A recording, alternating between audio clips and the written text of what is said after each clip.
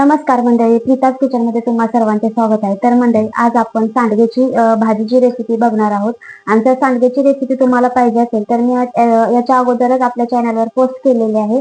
तर तुम्ही या व्हिडिओच्या डिस्क्रिप्शन बॉक्स मध्ये जाऊन सांडग्याची रेसिपी नक्की बघू शकता. आपण मिक्स डाळीचे सांडगे केलेले आहे, त्याची रेसिपी मी आपल्या चॅनलवर पोस्ट केलेली आहे. तर चला मंडळी, सांडग्याची भाजी करण्यासाठी लागणारा आपण साहित्य बघूया. मंडळी, इथे मी एक वाटी सांडगे घेतलेले आहे, त्याच्यानंतर एक छोटा टोमॅटो घेतलेला आहे, एक मीडियम साईजचा कांदा घेतलेला आहे, कढीपत्ता, कोथिंबीर, चवीनुसार मीठ, जिरे आणि आपला कोल्हापुरी कांदा लसूण मसाला. त्याच्यानंतर इथे तेल घेतलेलं आहे आणि हळद घेतलेला आहे. तर चला आता आपण सांडग्याची भाजी करण्यासाठी सुरुवात. तर आता आपण कढईमध्ये 2 चमचे तेल टाकून घेणार आहोत आणि त्याच्यामध्ये सांडगे आपण छान असे तळून घेणार आहोत. तुम्ही सांडगे भाजून देखील घेतले तरी देखील चालेल, तरी तुम्ही सांडगे तेलामध्ये तळून घेत आहे. तर सांडगे आता आपले तळून होत आलेले आहे. तर आता हे आपण एका प्लेट मध्ये काढून घ्यायचे. तर तुम्हाला दिसत आहे एकदम छान असे सांडगे तेलामध्ये तळून झालेले आहे, त्यांचा कलर देखील चेंज झालेला आहे. तर थोडासा गॅस स्लो करायचा आहे आणि आता आपण सांडगे काढून घेऊया.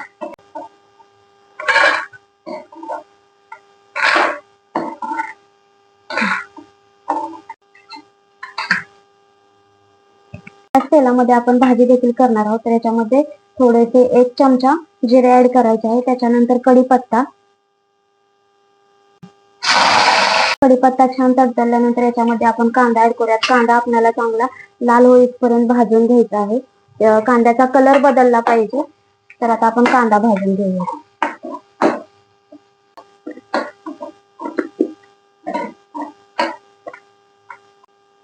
तर इथे कांदा भाजून झालेला आहे. त्याच्यामध्ये मी टोमॅटो ऍड करत आहे आणि टोमॅटो देखील पूर्णपणे त्याच्यामध्ये शिजवून घ्यायचा आहे.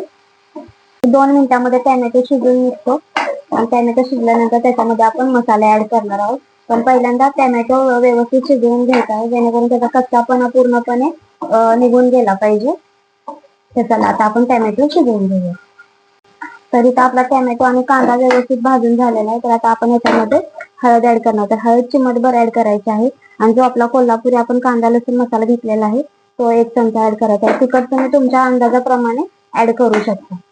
तर आता इथे हे मसाले भाजून घ्यायचे आहेत.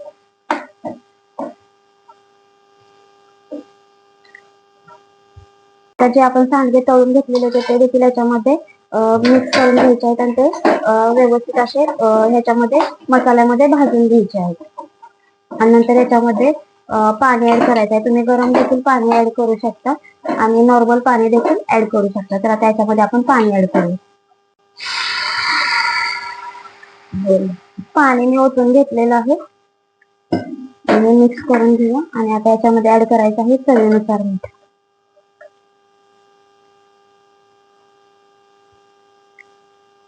याला उकळी आल्यानंतर याच्यामध्ये आपण शेंगदाण्याचा कूट थोडासा ऍड करणार आहोत, जेणेकरून रस्सा पूर्णपणे एकजीव असा होतो आणि चवीला देखील छान लागतो.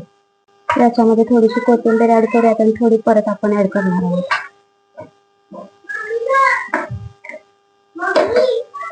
तर मंडळी, आपले सांडगे देखील शिजलेले आहेत आणि कालवणाला छान अशी उकळी आलेली आहे. तर आता आपण याच्यामध्ये 2 चमचे शेंगदाण्याचा कूट टाकणार आहोत, जेणेकरून कालवण एकजीव होते आणि चवीला देखील छान लागते. तर मिक्स करून घेऊया आणि असेच अजून द्यायचं आहे शेंगदाण्याचा कूट टाकल्यानंतर.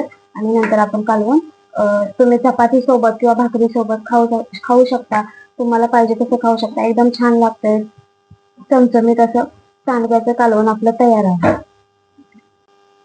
तर मंडळी, पूर्णपणे आपण शेंगदाण्याचा कूट टाकला होता ते देखील शिजलेला आहे. तर आता आपण गॅस बंद करूया आणि एका प्लेटमध्ये रस्सा काढून घेऊया सांडग्याचा.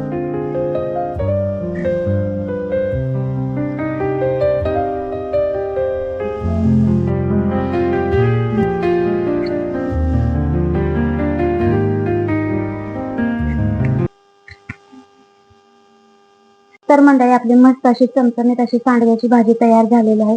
तर मंडळी, तुम्हाला हा जर व्हिडिओ आवडला तर व्हिडिओला लाईक करा, सबस्क्राईब करा आणि कमेंट करायला विसरू नका. तर अशाच नवनवीन रेसिपी पाहण्यासाठी आपल्या चॅनलला सबस्क्राईब नक्की करा.